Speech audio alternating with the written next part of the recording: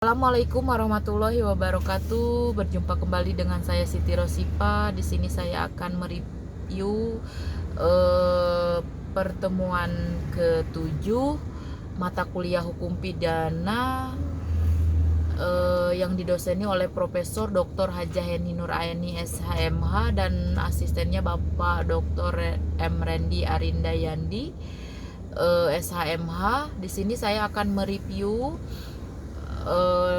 dari bab 1, dari pertemuan ke-1 sampai pertemuan ke-7. Yang pertama adalah sumber hukum pidana. Hukum adalah mengatur kehidupan manusia atau masyarakat, bisa jadi hari ini berlaku dan nanti tidak berlaku lagi. Bisa saja karena bergantung dengan kehidupan masyarakat saat ini, menurut Profesor Mulyatno SH. Hukum pidana adalah bagian dari pada keseluruhan hukum yang berlaku di suatu negara dan mengadakan dasar-dasar dan aturan-aturan. Hukum pidana merupakan terjemaah dari istilah Belanda straf, yaitu hukum, recht, yaitu hukuman. Hukum pidana adalah salah satu cabang dari ilmu hukum yang mempelajari larangan dan keharusan, dan yang melanggarnya akan diberi sanksi yang lebih tajam dari cabang ilmu hukum lain. Hukum pidana dibagi dari dua bagian: hukum pidana material, pengendalian tentang penentuan tindak pidana. Pengaturan hukum pidana material diatur dalam KUHP. Hukum pidana formil mengendalikan tentang penerapan hukum pidana material. Pengaturan hukum pidana formil sudah disahkan oleh Undang-Undang Nomor 8 Tahun 1981 di KUHP. Hukum pidana sampai kapanpun hanya 3 hal yang dipelajari: 1. Perbuatan pidana, 2. Pertanggungjawaban pidana, 3. Sanksi pidana. Sanksi pidana akan ada kalau ada pembuatan pidana, dan pertanggungjawaban pidana ini bersifat mutlak. Asas nullum deletium adalah suatu perbuatan hanya dapat dihukum bila sebelum perbuatan tersebut dilakukan. Asas ini hanya berlaku dalam Kitab Undang-Undang Hukum Pidana KUHP dan dasar hukumnya ditemukan pada buku 1 pasal 1 ayat 1 KUHP. Asas ini bersifat universal atau legalitas, di mana asas yang menentukan hukum pidana sebagai undang-undang harusnya tertulis. Tidak ada tindak pidana tanpa asas kesalahan ditemukan di dalam doktrin. Artinya pendapat para pakar atau jurisprudensis itu adalah perkembangan ilmu hukum. Kenapa ada kepastian hukum? Dilihat dari sejarah Perancis di mana hukum ditentukan oleh Kaisar Napoleon. Pada saat jadi kaisar, dia berusaha untuk menciptakan kepastian hukum sebagai tujuan revolusi Prancis. Karena Prancis menjajah Belanda, maka kode yang dibuat Napoleon diberlakukan di Belanda atau negara jajahannya. Jadi di Prancis sudah berlaku kode penal. Kemudian Belanda memerdekakan diri, maka mereka punya rasa kebangsaan yang tinggi sehingga kode Prancis tidak berlaku lagi, dan 1851 suatu kodifikasi hukum Belanda yaitu WVS. Karena Belanda menjajah Indonesia, maka Indonesia memberlakukan WVS dengan asas koordinasi. Maka WVS itu dibuat sama dengan di Indonesia. Kodifikasi itu yang digunakan sampai sekarang pada tahun 1918 yang telah berlaku KUHP. Belanda menyerah dan Jepang masuk, Indonesia merdeka dan menerapkan WVS ini, dan ditetapkan dalam KUHP Indonesia warisan kolonial Belanda yang menjadi KUHP menjadi melalui Undang-Undang Pasal 1 1946 di mana berlaku WPS isinya dari Kode Penal Prancis yang isinya merupakan titah raja. Kode Penal Prancis di mana mayoritas perintah Raja Napoleon Bonaparte secara tidak langsung karyanya diambil dari menjadi KUHP, dan secara tidak langsung kita masih dijajah karena masih memakai KUHP warisan Belanda. Hukum adat di sini tetap berlaku kecuali wilayah dan orang tertentu. tetapi tetap tidak boleh bertentangan dengan KUHP atau hukum tertulis. KUHP itu bagaimana cara berlakunya, di mana dapat diberlakukannya. Kita sering mendengar locus delicti atau locus temporis, tempat dan waktu. Locus temporis berdasarkan asas legalitas atau prinsip legalit. Dalam bahasa Latin, asas itu delicium cunale. Locus delicti, locus Inggris yang berarti lokasi atau tempat. Secara istilah yaitu berlakunya hukum pidana yang dilihat dari segi lokasi terjadinya pembuatan pidana, berguna untuk menentukan tempat atau lokasi di mana perkara akan diadili oleh pengadilan yang berwenang sebagai dasar untuk memeriksa dan memutuskan suatu tindak pidana berkaitan dengan undang-undang tidak berlaku surut. Bicara hal ini, hukum pidana atau KUHP ini baik berupa KUHP yang umum atau wilayah NKRI itu berdiri dari darat, laut, dan udara. Kalau berbicara daratan mungkin kita jelas tahu. Kalau berbicara udara atau lautan itu akan sulit mencari batasnya. Batas laut di Indonesia namanya zona eksklusif atau JZE atau 100 mili pada batas air surut bukan pasat. Ke tengah laut yaitu 200 mil ke sana itu laut bebas, dan untuk mencari tahu batas udara dilihat dari benderanya. Locus temporis berdasarkan asas legalitas atau prinsip legalit. Dalam bahasa Latin terkenal dengan adagium legendaris Bon per Bach yang berbunyi nullum delicium nulla poena sine pravie lege poneli. Asas legalitas disebut dalam pasal 1 ayat 1 Kitab Undang-Undang Hukum Pidana KUHP bahwa suatu perbuatan tidak dapat dipidana kecuali berdasarkan hukuman tertentu perundang-undangan pidana yang telah ada. Pengertian tindak pidana atau strafbar, pelik atau delix, pet atau delix. Istilah tindak pidana istilah pengertian yuridis atau pengertian hukum yang berbeda dengan kejahatan. Harus berhati-hati dengan tindak kejahatan dan tindak pidana berbeda. Kalau berbicara kejahatan maka itu apa yang dimaksud buku 2 KUHP. Kemudian istilah lainnya mono yang artinya disatukan pembuatan pidana. Pandangan kedua pembuatan pidana dan tindak pidana itu adalah berbeda. Yang membuat terjemah KUHP itu sendiri malah adalah Mulyatno. Untuk apa perbedaan ini? Untuk peluasan wawasan agar pidana dipandang lebih tinggi pengertian tindak pidana.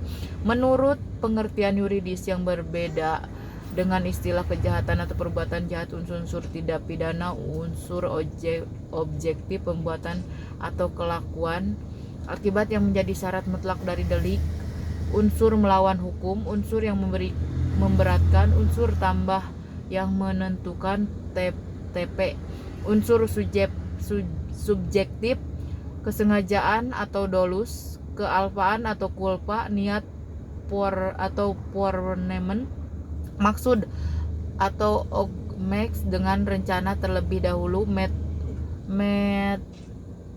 for debarets rade, perasaan takut atau fers. Unsur ini tidak selalu harus ada di dalam rumus delik. Mungkin saja ada hanya satu atau dua, mungkin saja terperinci secara jelas, mungkin saja implisit.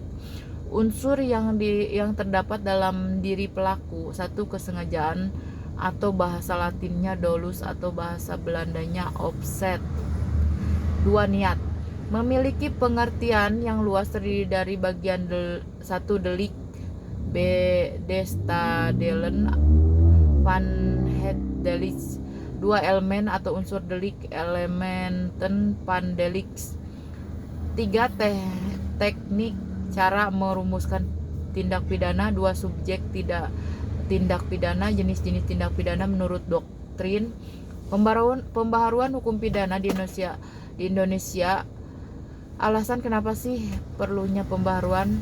Alasan tindak diadakan pembaharuan KUHP antara lain alasan politis. Negara Indonesia telah merdeka, sudah sewajarnya memiliki KUHP yang sifatnya nasional, hasil ciptaan bangsa Indonesia sendiri.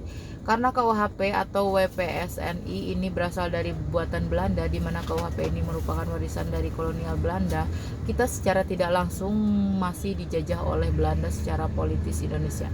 2 alasan sosiologis, di mana nilai-nilai KUHP seperti nilai budaya dan agama ini tidak semua mencerminkan Indonesia, maka dari itu diharapkan dapat memuat aturan-aturan yang mencerminkan nilai-nilai budaya dan agama yang dianut di Indonesia. Contoh budaya, kumpul kebo, homoseksual, perbuatan cabul. Budaya ini bukanlah budaya bangsa Indonesia atau WPSNI tidak mengatur tentang tersebut. 3 alasan praktis mengenai bahasa. WVS ini aslinya menggunakan bahasa Belanda, lalu KUHP yang kita pegang saat ini merupakan terjemahan. Tidak semua orang atau para sarjana hukum di Indonesia menguasai bahasa Belanda secara lancar. 4 alasan adaptif. Sebagian dari bangsa di dunia, Indonesia wajib memperhatikan asas dan nilai atau sifatnya universal secara internasional dan memasukkan asas yang nilai tersebut ke dalam KUHP yang nanti akan berlaku. Contoh asas narkotika, asas teroris, asas pembajakan udara dan sebagainya. Cara melakukan pembaharuan. 1. Kriminalisasi, singkatannya garis besarnya dengan ciptaan delik baru, menciptakan aturan baru yang awalnya tidak diatur lalu menjadi diatur masuk ke delik pidana. Pembaruan ini diakhiri dengan terbitnya undang-undang baru, contoh Undang-Undang Nomor 1 PNPS 1965 tentang penodaan agama. 2. Dekriminalisasi, di mana proses pembaruan yang awalnya ada menjadi ditiadakan dikarenakan perkembangan masyarakat yang akhirnya menjadi perbuatan yang tidak dapat dipidana atau memandulkan delik. Contoh keluarga berencana, karena itu program pemerintah yang dikatakan adalah 2 anak lebih baik. Kalau diperkembangkan Indonesia adalah perbedaan antara BPJS Kesehatan atau BPKBN. Itu menyarankan 2 anak lebih baik, tapi kalau di BPJS bisa untuk 3 anak. 3. Rekriminalisasi, suatu perbuatan yang tadinya dapat dipidana karena perkembangan masyarakat menjadi tidak dipidana, kemudian karena perkembangan masyarakat pula maka perbuatan tersebut menjadi dapat dipidana kembali. Contoh Undang-Undang Nomor 17 1967 tentang penarikan cek kosong dicabut dengan Undang-Undang Nomor 1 Tahun 1971 sehingga penarikan cek kosong tidak dapat dipidana. 4. Depenalisasi, suatu proses yang dijadikan pembuatan itu dapat diancam pidana, kemudian ancaman pidananya hilang dan masih dimungkinkan untuk diganti dengan sanksi lain, misalnya sanksi kurungan diganti dengan sanksi administrasi. 2. Mitigating, proses pembaharuan yang tadinya suatu perbuatan dikenakan sanksi hukum yang berat diganti menjadi sanksi yang lebih ringan. Contoh pidana mati diganti dengan pidana seumur hidup, di mana yang awalnya sanksinya lebih berat menjadi sehingga lebih ringan, seperti pidana hukuman 20 tahun lalu di atasnya lagi penjara seumur hidup lalu menjadi hukuman mati, lalu dibalikan yang awalnya penjara seumur hidup menjadi pidana hukuman 20 tahun penjara. Metode pembaharuan KUHP. 2. Evolusi atau evolution, dilakukan dengan cara menyisipkan pasal baru dalam KUHP. 2. Kompromis, menyelipkan dan menyisipkan bab baru atau menambahkan bab atau menyisipkan bab. 3. Global, pembaharuan hukum pidana yang dilakukan secara keseluruhan baik hukum pidana material maupun pidana formal. Metode penggabungan dari beberapa pasal dan undang-undang keseluruhan secara dikaji ulang hukum pidana material atau pidana formal ini adalah yang mau disahkan pada tahun kemarin pembuatan secara global KUHP nasional, pembaruan hukum pidana dan struktur RUU KUHP, perbandingan struktur KUHP dan RUU KUHP, aturan umum kejahatan pelanggaran, RUU KUHP aturan umum tindak pidana, perbedaan KUHP atau RUU KUHP. 1. RUU KUHP tidak mengenal perbedaan istilah kejahatan dan pelanggaran.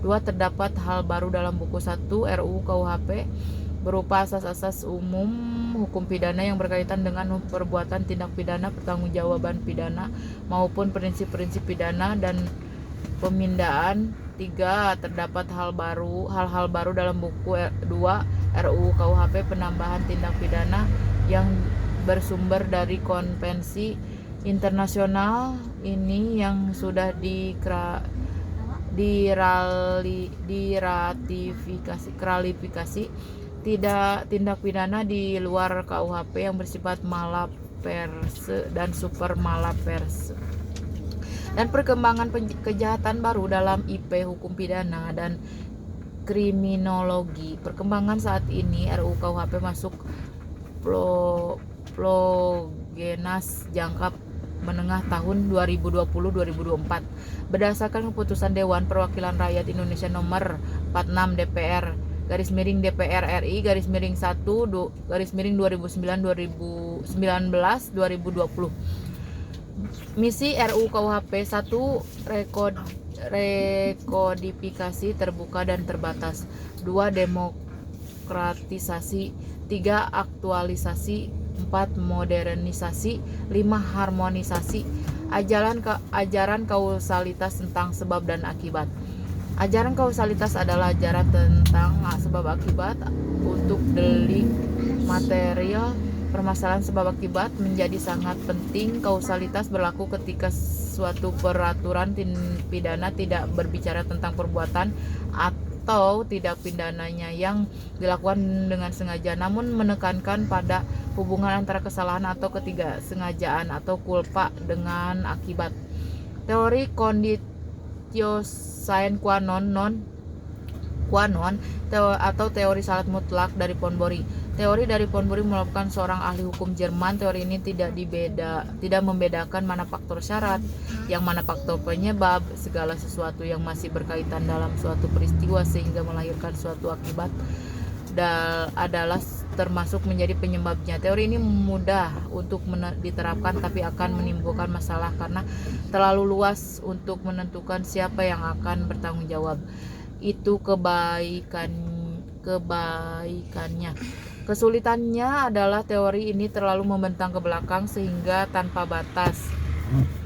2. Teori individualisasi pengujian atau causa proxima. Sebab adalah syarat yang paling dekat dan tidak dapat dilepaskan dari akibat.